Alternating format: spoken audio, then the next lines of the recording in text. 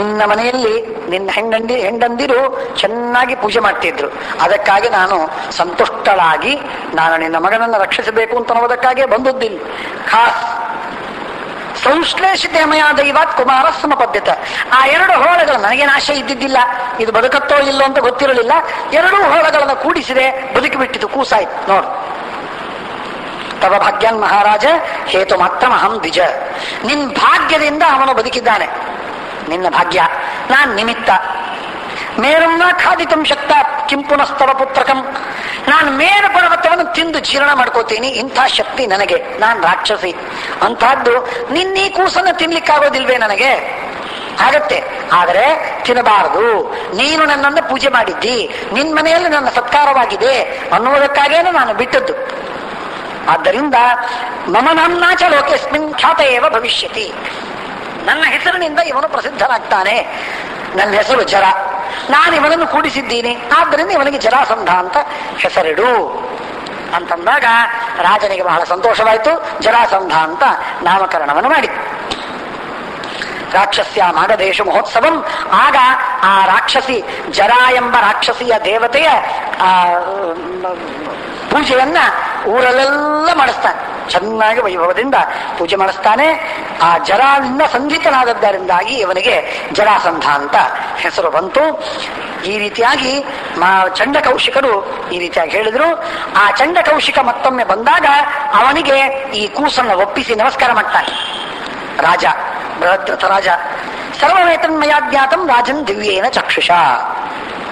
ಗೊತ್ತು ನಿನ್ನ ಮಗ ಹೇಗೆ ಹುಟ್ಟಿದ್ದಾನೆ ಅನ್ನೋದೆಲ್ಲ ಕಥೆ ಗೊತ್ತು ನನಗೆ, ಎಲ್ಲ ಗೊತ್ತು ನನಗೆ, ಏನ್ ಚಿಂತೆ ಬೇಡ, ಎಲ್ಲ ನನಗೆ ಗೊತ್ತು. ಅದಕ್ಕೇನು ಸಂಕೋಚವಿಲ್ಲ. ಸರ್ವಮೇತನ್ಮಯಾಜ್ಞಾತಂ. ಇವನ ರೂಪ, ಇವನ ಸತ್ವ, ಇವನ ಬಲ ಇವೆಲ್ಲವೂ ಊರ್ಜಿತವಾಗ್ತದೆ. ಇವನ ವೀರ್ಯ ಅಪಾರವಾಗಿರ್ತದೆ. ಇವನನ್ನ ಎಲ್ಲ ರಾಜರು ಬೆನ್ನತ್ತಾರೆ. ರಾಜಾಧಿರಾಜರು ಜರಾಸಂಧನ ವಶದಲ್ಲಿರ್ತಾರೆ. ಇವನ ವಿರೋಧಿಗಳು ಯಾರೋ ಅವರೆಲ್ಲ ಸತ್ತೋಗ್ತಾರೆ. ದೇವತೆಗಳು ಇವನ ವಿರೋಧ ಮಾಡ್ಲಿಕ್ಕೆ ಸಾಧ್ಯವಿಲ್ಲ. ಇವನಿಗೇನು ರೋಗವಾಗುವುದಿಲ್ಲ. ಮೂರ್ಧಾಭಿಷಿಕ್ತರಾದ ರಾಜರ ತಲೆಯ ಮೇಲೆ ಇವನು ಉರಿತಾನೆ, ಅಷ್ಟು ದೀಪ್ತನಾಗಿರ್ತಾನೆ. ಚಾತುರ್ವರ್ಣ್ಯವನ್ನು ರಕ್ಷಿಸ್ತಾನೆ, ರುದ್ರದೇವರನ್ನು ಪೂಜಿಸ್ತಾನೆ. ಸಾಕ್ಷಾತ್ ರುದ್ರದೇವರೇ ಇವನನ್ನು ಬಂದು ರಕ್ಷಿಸ್ತಾರೆ. ಇಂಥ ಮಹಾಪರಾಕ್ರಮ. ಕೊನೆಗೆ ಇವನು ಮತ್ತೆ ಮುಂದೆ ಮಹಾಪರಾಕ್ರಮಿಯಾಗಿರ್ತಾನೆ. ಹಾಗೆ ಹೀಗೆ ಅಂತೆಲ್ಲ ಮಾತುಗಳನ್ನು ಹೇಳ್ತಾರೆ. ಇಷ್ಟು ಹೇಳಿದಾಗ ನೀನು ಇಂಥ ನಿನ್ನ ಮಗನಿಗೆ ಅವನೆಲ್ಲ ಪರಾಕ್ರಮಿಯಾದ ಮೇಲೆ, ದೊಡ್ಡವನಾದ ಮೇಲೆ ಅವನಿಗೆ ರಾಜ್ಯವನ್ನು ಕೊಟ್ಟು ನೀನು ಅರಣ್ಯಕ್ಕೆ ಬಾ, ಅಲ್ಲಿ ನೀನು ತಪಸ್ಸನ್ನು ಮಾಡು ಅಂತ ಹೇಳಿದಾಗ ಅದೇ ರೀತಿಯಾಗಿ ಬೃಹದ್ರಥ ಮಾಡ್ತಾನೆ. ಜರಾಸಂಧ ಇಂಥ ಪರಾಕ್ರಮಿಯಾದವನು ಚಂಡಕೌಶಿಕನ ತಪಸ್ಸಿನ ಪ್ರಭಾವದಿಂದ ಹತೇ ಚೈವ ಮಯಾ ಕಂಸೆ ಸಹಿಂಸ ಡಿಬಿಕೇತದ ಜಾತೋ ವೈ ವೈರ ನಿರ್ಬಂಧೋ ಮಯಾಸಿತ್ ತತ್ವ ಭಾರತ. ಆ ಜರಾಸಂಧನ ಜೊತೆಗೆ ನನಗೆ ಅವನಿಗೆ ವಿರೋಧ ಬಂದಿದೆ. ಕೃಷ್ಣ ಹೇಳ್ತಾ ಇದ್ದಾನೀಗ, ಇಷ್ಟೆಲ್ಲ ಇಂಥ ಮಹಾಪರಾಕ್ರಮಿಯಾದ ಜರಾಸಂಧ ನನ್ನ ಜೊತೆಗೆ ವಿರೋಧ ಮಾಡಿ ಮಾಡಿ ಮಾಡಿ ಮಾಡಿ ನಾನು ಸಂಹಾರ ಮಾಡಬೇಕು ಅಂತ ವಿಚಾರ ಮಾಡ್ತಾನೆ. ಅವನನ್ನು ನಾನು ಸಾಕಷ್ಟು ಸಲ ಅವನನ್ನು ಸೋಲಿಸಿದ್ದೇನೆ. ಏಕೋನ ಯೋಜನ. ಅವನು ಒಂದು ಸಲ ಅವನ ಅಳಿಯನನ್ನ ಕಂಸನನ್ನ ಸಂಹಾರ ಮಾಡಿದ ಮೇಲೆ ನನ್ನ ವಿರೋಧ ಮಾಡಿ ನನ್ನ ಮೇಲೆ ಗದಾಪ್ರಹಾರವನ್ನು ಮಾಡಿದ. ಆ ಗದಾ ತಾನು ಇದ್ದ ದೇಶದಿಂದಲೇ, ಮಗದ ದೇಶದಿಂದಲೇನೆ ನನ್ನ ದೇಶಕ್ಕೆ ಮಥುರಾಪಟ್ಟಣದ ಮೇಲೆ ಗದೆಯನ್ನ ಎಸೆದ. ನಾರದರಿಗೆ ಕೇಳಿದ. ಅವರು 100 ಯೋಜನ ಅಂತ ಹೇಳಿದ್ರು. 101 ಯೋಜನ ಅಂತ ಹೇಳಬೇಕಾಗಿತ್ತು, ಹೇಳಿಲ್ಲ. 1 ಯೋಜನ ಕಮ್ಮಿ ಮಾಡಿ ಹೇಳಿದರು. ಪರಮಾತ್ಮನ ಸೇವೆ ಇದು, ಸುಳ್ಳು ಹೇಳಿದ್ರೆ ತಪ್ಪಲ್ಲ ಅಂತ ಹೇಳಿ ಪರಮಾತ್ಮನ ಸೇವಾ ರೂಪವಾಗಿ ಸುಳ್ಳು ಹೇಳಿದರು. ಸುಳ್ಳು ಹೇಳಿದಾಗ ಆ 100 ಯೋಜನ ವೇಗವಾಗುವಂತೆ ಅದನ್ನು ತಿರುಗಿಸಿ ಪ್ರಹಾರವನ್ನು ಮಾಡಿದ. ಸರಿಯಾಗಿ 100ನೇ ಯೋಜನಕ್ಕೆ ಅದು ಹೋಗಿ ಬಿತ್ತು. ದುರ್ದೈವದಿಂದ ಅದೇ ಸಂದರ್ಭದಲ್ಲಿ ಜರ ಮಥುರಾಪಟ್ಟಣದಿಂದ 1 ಯೋಜನ ಮೊದಲಿಗೆ ಅಲ್ಲಿ ಜರ ಇದ್ಲು. ಅವಳನ್ನ ಸಂಹಾರವನ್ನ ಮಾಡಿಸಿದ ಪರಮಾತ್ಮ, ನಾರದ ಇಬ್ಬರು ಸೇರಿ ಸಂಹಾರವಾಗಿದೆ. ಆ ಗದೆ ಹೋಗಿಬಿಟ್ಟು ಒಂದೇ ಒಂದು ಸಲ ಆ ಗದಾ ವಿನಿಯೋಗವನ್ನು ಮಾಡಬಹುದು ಅಂತ ಹೇಳಿದ್ರು. ಆ ರೀತಿಯಾಗಿ ಆ ಗದೆ ಮತ್ತೆ ತಿರುಗಿ ಬರಲೇ ಇಲ್ಲ. ಹೀಗೆ ಆ ಜರಾಸಂಧ ಅಂದಿನಿಂದ ನನ್ನ ವಿರೋಧವನ್ನು ಮಾಡ್ತಾ ಇದ್ದಾನೆ. ಅಂಥ ಮಹಾಪರಾಕ್ರಮಿಯಾದವನು ಅವನ ವಿರೋಧವನ್ನು ಮಾಡಿದ್ದಕ್ಕೆ ಈ ರೀತಿಯಾಗಿ ಆಗಿದೆ ಅಂತ ಹೇಳಿ ಕೃಷ್ಣ ಆ ಜರಾಸಂಧನ ಕಥೆಯನ್ನ ಹೇಳ್ತಾನೆ.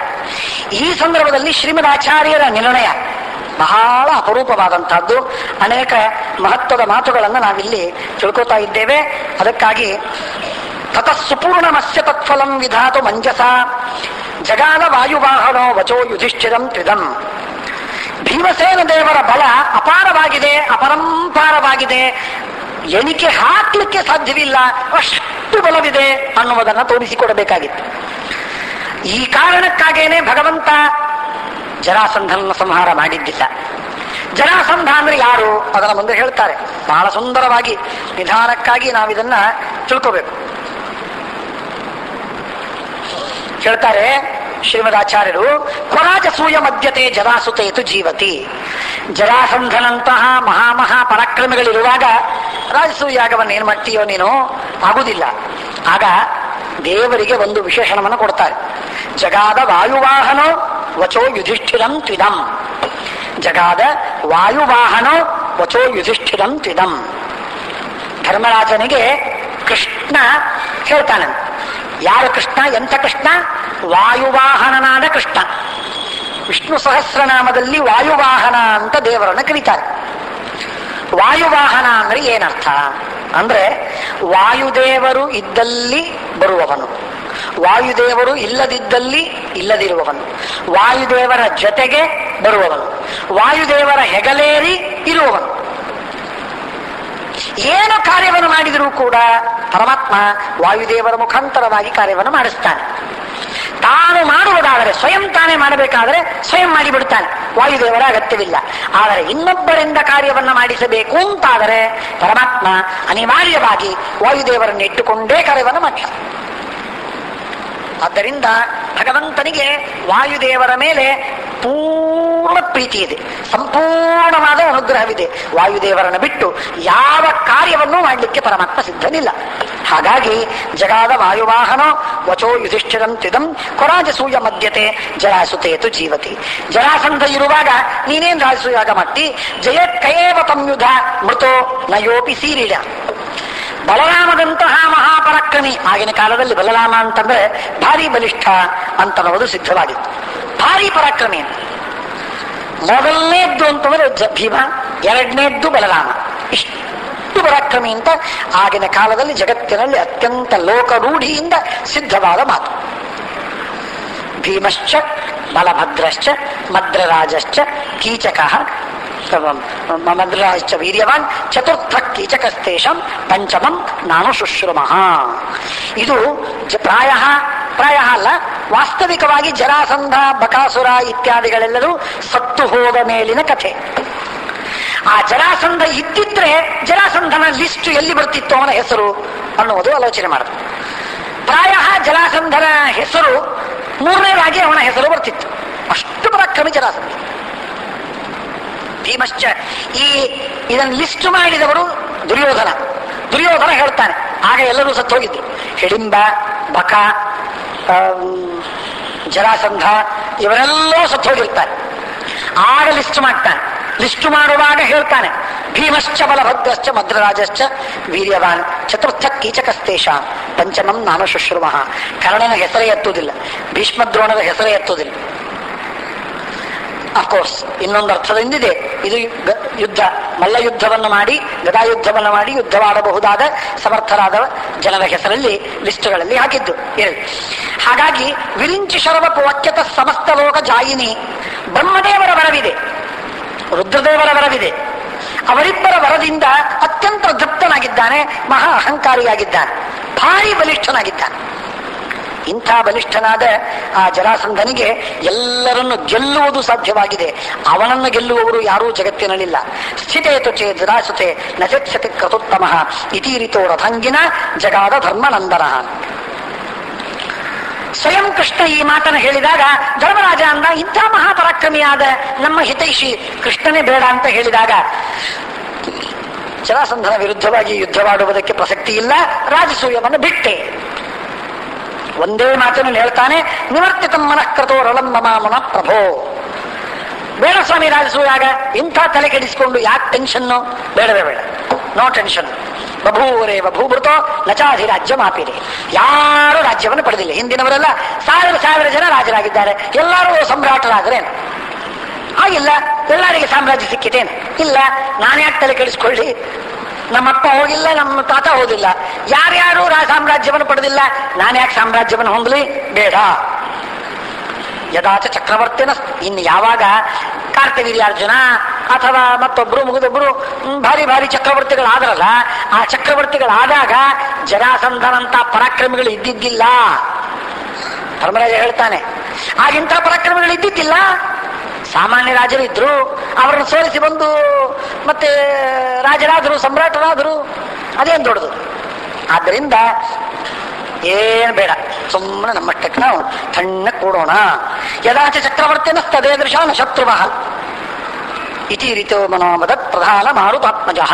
ಮುಖ್ಯ ಪ್ರಾಣದೇವರ ಮಕ್ಕಳಾದ ಭೀಮಸೇನ ದೇವರು ಹೇಳ್ತಾರೆ, ಏನ್ ಧರ್ಮರಾಜ, ಏನಣ್ಣ ಮಾತಾಡ್ತಾ ಇದ್ದೆ ನೀನು? ಯೋಗ್ಯತೆ ಇದ್ದ ಮನುಷ್ಯ ಪ್ರಯತ್ನವನ್ನ ಮಾಡಿದರೆ ಬ್ರಹ್ಮ ಪದವಿ ಸಿಗತ್ತೆ, ಬ್ರಹ್ಮ ಪದವಿ ಸಿಗತ್ತೆ. ಪ್ರಯತ್ನವನ್ನ ಮಾಡದೇ ಇದ್ರೆ ಬ್ರಹ್ಮ ಪದವಿನೂ ಯೋಗ್ಯತೆ ಇದ್ದವರಿಗೆ ಸಿಗುವುದಿಲ್ಲ. ಪದಂ ಚತುರ್ಮುಖಸ್ಯವ ಸುಸಾಧ್ಯಮೇವ ಯತ್ನತಃ. ಮಹಾಪ್ರಯತ್ನವನ್ನ ಮಾಡಿದವರಿಗೆ ಯೋಗ್ಯತೆ ಇದ್ದೆ ಏನಾದ್ರೂ ಸಿಗತ್ತೆ, ಏನಾದ್ರೂ ಸಿಗತ್ತೆ. ಆ ಸಂದರ್ಭದಲ್ಲಿ ಒಂದೆರಡು ಮಾತುಗಳನ್ನ ಭೀಮಸೇನ ದೇವರು ಹೇಳ್ತಾರೆ. ಶ್ರೀಮದಾಚಾರ್ಯರ ಅಪರೂಪದ ಸಿದ್ಧಾಂತ, ಯಾವ ಕಾಲಕ್ಕೂ ಸಮಂಜಸವಾದ, ಆದರೆ ಎಲ್ಲ ವ್ಯಕ್ತಿಗಳಿಗೂ ಯಥಾಯೋಗ್ಯವಾಗಿ ಸಂಬಂಧಪಟ್ಟ ಉಪದೇಶದ ಮಾತು. ಭಾರಿ ಸುಂದರವಾದ ಮಾತು. ನಿಜಾನುಭಾವ ವರ್ಜಿತಾ ಹರೇರನುಗ್ರಹೋಜ್ಜಿತಾ ಮಹಾಪ್ರಯತ್ನ ವರ್ಜಿತಾ ಜನಾನ ಜಗ್ಮುರುನ್ನತಿಂ ಸ್ಥಿರೋನುಭಾವ ಏವ ಮೇ ಮಹಾನ್ ಅನುಗ್ರಹೋ ಹರೇ ಪ್ರಯತ್ನಮೇಕಮಗ್ರತೋ ನಿಧಾಯ ಭೂತಿಮಾಪ್ಮಮಃ. ಈ ಎರಡು ಶ್ಲೋಕಗಳು ತಾರಕ ಮಂತ್ರ. ಸಾಧನ ಮಾರ್ಗದಲ್ಲಾಗಲಿ ಲೌಕಿಕದಲ್ಲಾಗಲಿ ಯಾವ ಕಾರ್ಯಕ್ಕೆ ಆಗಲಿ ಈ ಎರಡು ಮಾತುಗಳು ತಾರಕ ಮಂತ್ರ. ನಿಜಾನುಭಾವ ವರ್ಜಿತ, ಯಾರಿಗೆ ಸ್ವತಃ ಸಾಮರ್ಥ್ಯವಿಲ್ಲ, ಸ್ವತಃ ಯೋಗ್ಯತೆ ಇಲ್ಲ, ಸ್ವಯಂ ಬಲಿಷ್ಠರಲ್ಲ, ಅಂಥವರಿಗೆ ಕಾರ್ಯಸಿದ್ಧಿ ಆಗುವುದಿಲ್ಲ. ಕಾರ್ಯಸಿದ್ಧಿ ಆಗಬೇಕಾದರೆ ಮೊಟ್ಟ ಮೊದಲನೇದ್ದು ಮುಖ್ಯ ಮೂಲಭೂತವಾದದ್ದು ಯೋಗ್ಯತೆ. ಯಾಕೆ? ದೇವರ ಕೃಪೆ ಆಗಬೇಕಾದರೂ ಕೂಡ ಯೋಗ್ಯತೆ ಬೇಕು. ಯೋಗ್ಯತೆ ಇಲ್ಲದವರಿಗೆ ದೇವರ ದಯೆ ಆಗುವುದಿಲ್ಲ, ದೇವರ ಕೃಪೆ ಆಗುವುದಿಲ್ಲ. ಹಾಗಾದ್ರೆ ದೇವರ ಕೃಪೆ ಇದು ಎರಡನೇ. ಮೂಲ ಏನು? ಬೀಜ ಏನು? ಬೀಜ ಏನು? ಬೀಜ ಅಂದ್ರೆ ಮನುಷ್ಯನ ಯೋಗ್ಯತೆ. ಆದ್ದರಿಂದ ಆ ಯೋಗ್ಯತೆ ಮೂಲಭೂತವಾದದ್ದು. ಯೋಗ್ಯತೆ ಇಲ್ಲ ಆಗುದಿಲ್ಲ, ಯೋಗ್ಯತೆ ಇದ್ರೆ ಆಗತ್ತೆ. ಯೋಗ್ಯತೆ ಇದೆಯೋ ಇಲ್ಲವೋ ಇದನ್ನು ತಿಳ್ಕೊಳ್ಳೋದು ಹೇಗೆ? ಇದೊಂದು ದೊಡ್ಡ ಸಮಸ್ಯೆ, ಇದು ಬಹಳ ದೊಡ್ಡ ಸಮಸ್ಯೆ. ಆದರೆ ಯಾವುದಕ್ಕೂ ಯೋಗ್ಯತೆ ಇಲ್ಲ ಅಂತ ತಿಳ್ಕೊಳ್ಳಿಕ್ಕಿಲ್ಲ, ಎಲ್ಲದಕ್ಕೂ ಯೋಗ್ಯತೆ ಇದೆ ಅಂತೂ ತಿಳ್ಕೊಳ್ಳಿಕ್ಕಿಲ್ಲ. ಮನುಷ್ಯ ತನ್ನ ಸಂದರ್ಭದಲ್ಲಿ ತನ್ನ ಸ್ಥಿತಿಗತಿಗಳನ್ನ ತಾನು ತಿಳಿದುಕೊಂಡು ತನ್ನ ಇವತ್ತಿನ ಸ್ಥಿತಿಗತಿಗಳು ಏನಿದೆಯೋ ಅದನ್ನು ಅರ್ಥ ಮಾಡಿಕೊಂಡು ಅದಕ್ಕೆ ತಕ್ಕಂತೆ ತಾನು ನಿರ್ಣಯವನ್ನ ಮಾಡಿಕೊಳ್ಳಬೇಕು. ಮನುಷ್ಯನಿಗೆ ಸಾಮಾನ್ಯವಾಗಿ ಈ ಮಾತುಗಳು ಅವನಿಗೆ ಕಲ್ಪನೆಗೆ ಬರ್ತದೆ. ಕೆಲವೊಮ್ಮೆ ಬಹಳ ಮಹತ್ವದ ಮಾತು, ಗಮನಿಸಿಕೊಳ್ಳಿ, ಕೇಳಬೇಕಿದನ್ನ. ಕೆಲವೊಮ್ಮೆ ಸಾಧನದ ಮಾರ್ಗದಲ್ಲಿ ಶ್ರೀಮದ್ ಆಚಾರ್ಯರು ಹೇಳಿದಂತಹ ಒಂದೆರಡು ಮಾತುಗಳನ್ನು ನಾವು ತಿಳಿಬೇಕು. ಸಾಧನದ ಮಾರ್ಗದಲ್ಲಿ ನಮ್ಮ ಯೋಗ್ಯತೆ ಏನು ನಮಗೆ ಗೊತ್ತಿಲ್ಲ, ಇದು ಆಗತ್ತೋ ಇಲ್ಲೋ ನಮಗೆ ಅರ್ಥವಾಗುವುದಿಲ್ಲ. ಆಗ ನಮ್ಮ ಯೋಗ್ಯತೆಯನ್ನ ಅರ್ಥ ಮಾಡಿಕೊಂಡ, ಯೋಗ್ಯತೆಯನ್ನ ತಿಳಿದುಕೊಂಡ ಗುರುಗಳು ಬಂದು ಹೇಳ್ತಾರೆ, ಇದು ನಿಂಗೆ ಸಾಧ್ಯವಾಗತ್ತೆ, ನೀನು ಮಾಡು. ಆ ಸಾಧನೆಯನ್ನು ಮಾಡಿದಾಗ ಆ ಕಾರ್ಯ ಸಿದ್ಧಿ ಆಗ್ತದೆ. ಅದಕ್ಕೆ ಹೇಳುವುದುಂಟು, ಏನು? ಸಮಗ್ರ ಯೋಗ್ಯತಾಭಿಜ್ಞರಾದ ಗುರುಗಳು ಹೇಳಿದ ಉಪದೇಶವೇನಿದೆ, ಏನು ಸಾಧನೆ ಇದೆ, ಅದನ್ನು ಮಾಡಬೇಕು. ನಾವು ಸಾಧನ ಮಾರ್ಗದಲ್ಲಿರುವಾಗ ಎಷ್ಟೋ ಸಲ ಕಂಗಾಲಾಗ್ತೀವಿ ಅಂದ್ರೆ ನಮಗೆ ತಿಳುವಳಿಕೆಗೆ ಮೀರಿ ಹೋಗ್ಬಿಡುತ್ತೆ. ಏನ್ ಮಾಡಬೇಕು ಏನ್ ಮಾಡಬಾರ್ದು ಗೊತ್ತಾಗುದಿಲ್ಲ, ಎಷ್ಟು ಮಾಡಬೇಕು ಎಷ್ಟು ಮಾಡಬಾರ್ದು ಏನೂ ಅರ್ಥವಾಗುದಿಲ್ಲ. ಆ ಸಂದರ್ಭದಲ್ಲಿ ಗುರುಗಳು, ಸಮಗ್ರ ಯೋಗ್ಯತಾಭಿಜ್ಞರಾದ ಗುರುಗಳು, ಮುಖ್ಯ ಗುರುಗಳು, ಆ ಗುರುಗಳು ನಮಗೆ ಹೇಳ್ತಾರೆ, ಬೋಧನೆ ಮಾಡ್ತಾರೆ, ಇದು ನಿನಗೆ ಸಾಧ್ಯ, ನೀನು ಮಾಡು, ಇದು ನೀನು ಹೀಗೆ ಮಾಡು, ಇದು ಹೀಗೆ ಮಾಡಬೇಡ ಎಲ್ಲ ಹೇಳ್ತಾರೆ. ಆಗ ಆ ರೀತಿಯಾಗಿ ನಾವು ಮಾಡಿದರೆ ನಮ್ಮ ಕಾರ್ಯವಾಗತ್ತೆ. ಒಂದು ಉದಾಹರಣೆ ನಿಮಗೆ ಹೇಳ್ತೇನೆ, ಇಂಥ ಉದಾಹರಣೆಗಳು ನೂರಾರಿದೆ, ನಮ್ಮ ಅನುಭವದಲ್ಲಿದೆ, ನೂರಾರಿದೆ, ಅಕ್ಷರಶಃ ನೂರಾರು. ಆದರೆ ಒಂದು ಉದಾಹರಣೆಯನ್ನು ಹೇಳ್ತೀನಿ. ಮಹಾಜ್ಞಾನಿಗಳ, ತಪಸ್ವಿಗಳ ಒಂದು ಉದಾಹರಣೆಯನ್ನು ಹೇಳ್ತೇನೆ. ಒಬ್ಬ ವ್ಯಕ್ತಿ, ಆ ಕಥೆಯನ್ನು ಹೇಳಿ ಮುಗಿಸ್ತೇನೆ, ಈ 2 ಶ್ಲೋಕದ ವಿವರವನ್ನ ಮುಂದಿನ ಸಲ ನಾನು ಮಾಡ್ತೇನೆ. ಒಬ್ಬ ವ್ಯಕ್ತಿ ದೇವರಲ್ಲಿ ಭಕ್ತಿ ಇದ್ದವ, ದೇವರನ್ನು ನಂಬುವವ, ದೇವರು ದೊಡ್ಡವ, ಇಷ್ಟು ನಂಬಿದವ, ಇನ್ನೇನು ಗೊತ್ತಿಲ್ಲ ಅವನಿಗೆ, ಇನ್ನೇನು ಗೊತ್ತಿಲ್ಲ. ಸತ್ಯಪ್ರಮೋದ ತೀರ್ಥ ಶ್ರೀಪಾದಂಗಳವರ ಹತ್ರ ಅವನು ಬಂದ ಒಂದ್ಸಲ. ಮೇಲಿನ ಮೇಲೆ ಬರ್ತಿರ್ಬೇಕು, ಆ ವ್ಯಕ್ತಿಯ ಹೆಸರು ಹೇಳುವುದಿಲ್ಲ. ಅವರು ಖುದ್ದಾಗಿ ಅವರೇ ನನಗೆ ಹೇಳಿದ್ದು, ಒಂದ್ಸಲ ಅಲ್ಲ 2-3 ಸಲ ನನಗೆ ಹೇಳಿದ್ದು ಬೇರೆ ಬೇರೆ ಸಂದರ್ಭದಲ್ಲಿ. ಆಗ ಆ ವ್ಯಕ್ತಿ ನಾಸ್ತಿಕ, ಮೇಲ್ ನೋಡ್ಲಿಕ್ಕೆ ದೇವರಲ್ಲಿ ವಿಶ್ವಾಸ ಬಿಟ್ರೆ ಧರ್ಮ ಆಚರಣೆ ಕರ್ಮ ಪೂಜೆ ಏನಿಲ್ಲ ಏನಿಲ್ಲ ಏನಿಲ್ಲ, ಝೀರೋ. ಇಂಥ ಮನುಷ್ಯನಿಗೆ ಸತ್ಯಪ್ರಮೋದರು ಅವನನ್ನು ಕರೆದು ಒಂದ್ ದಿವಸ ಅವನಿಗೆ ಎಲ್ಲ ದೇವರನ್ನು ಕೊಟ್ಟವನು. ಶಾಲಿಗ್ರಾಮ, ಪ್ರತಿಮೆ, ಸುದರ್ಶನ, ಚಕ್ರಾಂಕಿತ, ಇನ್ನದು ಇದು ಪ್ರಾಣದೇವರು ಎಲ್ಲ ಕೊಟ್ಟು ಬೆಳ್ಳಿ ಪದಾರ್ಥಗಳನ್ನು ಅವನು ಬಹಳ ಮಟ್ಟಕ್ಕೆ ಬಹಳ ದೊಡ್ಡ ಸೇವೆ ಮಾಡಿದ್ದ. ಹಾಗಾಗಿ ಅವನಿಗೆ ಬೆಳ್ಳಿ ತಟ್ಟೆ ಬುಟ್ಟಿ ಸಣ್ಣ ಸಣ್ಣ ಎಲ್ಲ ಪದಾರ್ಥಗಳನ್ನು ಒದಗಿಸಿ ಮುದ್ರೆ ಇತ್ಯಾದಿಗಳನ್ನೆಲ್ಲ ಕೊಟ್ಟು ಗೋಪಿ ಚಂದನ ಮೊದಲು ಮಾಡಿಕೊಂಡು ಸಕಲವನ್ನು ಕೊಟ್ಟು ಇಟ್ಕೊಡಿ, ಇದು ಒಳ್ಳೇದಾಗ್ತದೆ, ಪೂಜೆ ಮಾಡ್ರಿ ಒಳ್ಳೇದಾಗ್ತದೆ. ಅವನಂದ, ಸ್ವಾಮಿ ನಾನ್ ಜನ್ಮದಾಗ ನಾನು ಪೂಜೆ ಮಾಡಿಲ್ಲ, ನೀವೇನ್ ನನಗೆ ಕೊಟ್ರಿ ಇದೆಲ್ಲ? ಇಲ್ಲ, ನೀನು ಪೂಜೆ ಮಾಡ್ತೀನಿ. ಇಲ್ಲ, ನಾನು ಮಾಡ್ಲಿಕ್ಕೆ ಸಾಧ್ಯವೇ ಇಲ್ಲ. ನಾನಂತೂ 25 ವರ್ಷಗಳ ಹಿಂದೆ, 25-30 ವರ್ಷಗಳ ಹಿಂದೆ ನಾನು ಮಾಡ್ಲಿಕ್ಕೆ ಸಾಧ್ಯವಿಲ್ಲ ಅಂತ ನನಗೆ ಖಾತ್ರಿ ಇದೆ. ನನ್ನಂತ ನಾಸ್ತಿಕ ಧರ್ಮ ಕರ್ಮ ದೇವರು ಪೂಜೆ ಮಡಿ ಮೈಗೆ ಆಚಾರ ಮದ್ದಿ ಧಾಬಳಿ ಇದು ಎಂದೆಂದಿಗೂ ನನಗೆ ಬೇಡ, ತಿರಸ್ಕಾರ ಮಾಡ್ತೀನಿ. ದೇವರು ನಂಬಿದ್ ಬಿಟ್ರೆ ಇನ್ನೇನಿಲ್ಲ, ನನಗೆ ಯಾಕೆ ಕೊಟ್ರಿ ನೀವು? ಸ್ವಾಮಿಗಳ ಜೊತೆಗೆ ಸತ್ಯಪ್ರಮೋದರ ಜೊತೆಗೆ ಆ ಗೃಹಸ್ಥ 2 ಗಂಟೆ ಚರ್ಚೆ ಮಾಡಿದ. ನನಗಾಗುವುದಿಲ್ಲ, ಬೇಡ. ಇಲ್ಲ, ನಿನಗಾಗತ್ತೆ, ನೀನು ಮಾಡು. ಮನೆಗೆ ಹೋಗಿ ಹೆಂಡತಿ ಕೇಳಿದ, ಈ ಕೊಟ್ಟಾರೆ ಸ್ವಾಮಿಗಳು ಏನ್ ಮಾಡು? ತಗೊಂಡ್ಬಿಡ್ರಿ, ಯಾಕೆ ಸುಮ್ಮನೆ ಕೊಟ್ಟಾರೆ ದೊಡ್ಡವರು, ಅವ್ರೇನ್ ತಿಳಿದು ಕೊಟ್ಟಿರ್ತಾರೆ, ತಗೊಂಡ್ಬಿಡ್ರಿ, ಇಟ್ಕೊಳ್ರಿ, ಯಾವಾಗ ಆಗತ್ತೆ ಆಗ ಮಾಡ್ರಿ, ಬೇಡ ಅಂತ ಯಾಕಂತೀರಿ? ಕೊಟ್ಟದ್ದು ಅನುಗ್ರಹ ಮಾಡಿ ಕೊಟ್ಟದ್ದು ಬೇಡ ಅಂತ ಬೇಡ್ರಿ, ಇಟ್ಕೊಳ್ರಿ. ತಗೊಂಡು ಬಂದು ಇಟ್ಕೊಂಡ. ಆಮೇಲೆ 18 ವರ್ಷಗಳ ಕಾಲ, 30 ವರ್ಷದ ಹಿಂದಿನ ಮಾತು, 18 ವರ್ಷಗಳ ಕಾಲ ಆ ದೇವರು ಎಲ್ಲಿದ್ದಾನೆ, ಪೆಟ್ಟಿಗೆಯೊಳಗೆ ಏನಿದೆ, ಬೆಳ್ಳಿ ಏನು ಅಥವಾ ಶಾಲಿಗ್ರಾಮ ಏನೇನೋ ನೋಡ್ಲಿಲ್ಲ, ಏನೋ ನೋಡ್ಲಿಲ್ಲ. ಒನ್ ಫೈನ್ ಮಾರ್ನಿಂಗ್ ಏನಾಯ್ತೋ ಏನೋ, ಸತ್ಯಪ್ರಮೋದರಿದ್ರು ಆಗಿನ್ನು.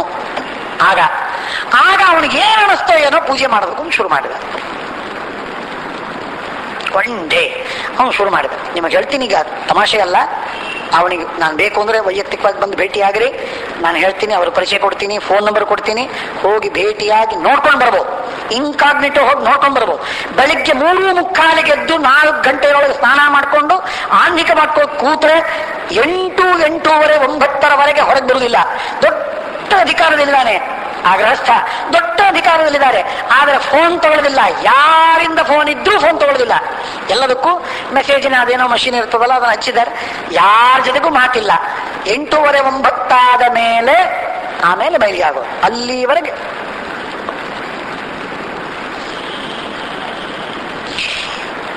ಸಾಲದಿದ್ದಕ್ಕೆ ನಮ್ಮ ಸತ್ಯಪ್ರಮೋದ ತೀರ್ಥ ಶ್ರೀಪಾದಂಗಳವರು ಹೇಳಿದ್ರಂತೆ ಅವನಿಗೆ, ಆ ಗೃಹಸ್ಥರಿಗೆ ಹೇಳಿದ್ರಂತೆ, ನೀನು ನಿತ್ಯ 1000 ಗಾಯತ್ರಿ ಜಪ ಮಾಡಬೇಕು ಅಂತ. ನಿತ್ಯ 1000 ಗಾಯತ್ರಿ ಜಪ ಮಾಡಬೇಕು. ಮೊದಲು 5 ಗಂಟೆಗೆ ಹೇಳ್ತಿದ್ದೆ, ಸ್ವಾಮಿಗಳು ಹೇಳಿಬಿಟ್ರು, ನಾನು ಹೇಗ್ ಬಿಡ್ಲಿ ಈಗ? ಆದ್ರಿಂದ 1000 ಜಪ ಆಗಬೇಕು. ಅದಕ್ಕೆ ಬೆಳಿಗ್ಗೆ 3:45 ಎದ್ದು ಬಿಡ್ತೀನಿ, 4 ಗಂಟೆಗೆ ಎದ್ದು ಜಪ ಮಾಡ್ತೀನಿ. 1 ಗಂಟೆ ಜಪದಲ್ಲೇ ಹೋಗ್ಬಿಡ್ತದೆ.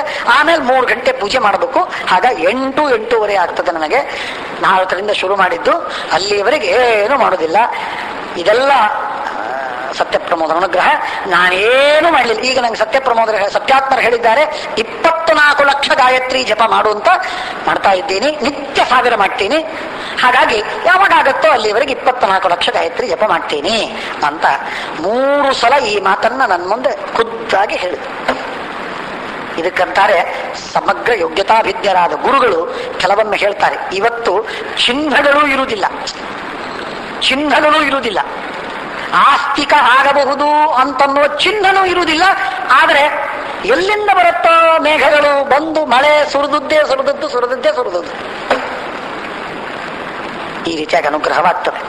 ಆದ್ದರಿಂದ ಗುರುಗಳಿಗೆ ಗೊತ್ತಿರ್ತದೆ ನಮ್ಮ ಸಾಧನೆಯ ಮಾರ್ಗದಲ್ಲಿ ನಾವು ಯಾವ ರೀತಿಯಾಗಿ ಮುಂದುವರಿಬೇಕು ಅಂತನ್ನುವುದು ಗುರುಗಳಿಗೆ ಗೊತ್ತಿರ್ತದೆ. ಗುರುಗಳಿಗೆ ಕೇಳಿಕೊಂಡ್ರೆ ಅವರು ಹೇಳ್ತಾರೆ, ಸರಿಯಾದ ಮಾರ್ಗದರ್ಶನವನ್ನು ಮಾಡ್ತಾರೆ. 1 ಮನುಷ್ಯನಿಗೆ ಗೊತ್ತಾಗತ್ತೆ. 2 ಸಮಗ್ರ ಯೋಗ್ಯತಾಭಿಜ್ಞರಾದ ಗುರುಗಳಿಗಂತೂ ಪರಿಪೂರ್ಣವಾಗಿ ಗೊತ್ತಿರ್ತದೆ. 3 ಅಂತೂ ಈ ರೀತಿಯಿಂದ ಸಾಧನವನ್ನು ಮಾಡ್ತಕ್ಕಂಥದ್ದನ್ನ ಮನುಷ್ಯ ತಿಳ್ಕೋಬೇಕು. ಅದರಿಂದ ವಿಶೇಷವಾದಂತಹ ಕ್ರಮವಾಗ್ತದೆ. ಹಾಗೆ ಭೀಮಸೇನ ದೇವರು ಈ ಮಾತನ್ನು ಹೇಳ್ತಾ ಇದ್ದಾರೆ.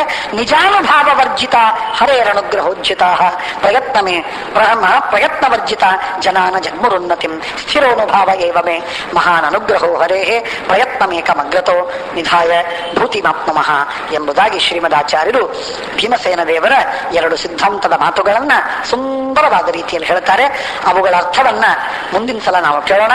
ಅವಶ್ಯವಾಗಿ ತಾವು ಬನ್ನಿ. ಯಾಕೆಂದ್ರೆ ಅದು ನಮ್ಮ ಜೀವನದ ಸೂತ್ರ ರೂಪವಾಗಿದೆ. ಎಲ್ಲ ದೃಷ್ಟಿಯಿಂದಲೂ ಅತ್ಯಂತ ಅವಶ್ಯಕವಾದದ್ದು. ಅದನ್ನು ನಾವು ಚೆನ್ನಾಗಿ ಅರ್ಥ ಮಾಡಿಕೊಳ್ಳುವ ಪ್ರಯತ್ನವನ್ನ ಮಾಡೋಣ ಅಂತ ಹೇಳ್ತಾ 4 ಮಾತುಗಳನ್ನು ಮುಕ್ತಾಯ ಮಾಡ್ತೇನೆ. ಶ್ರೀಕೃಷ್ಣಾರ್ಪಣಮಸ್ತು.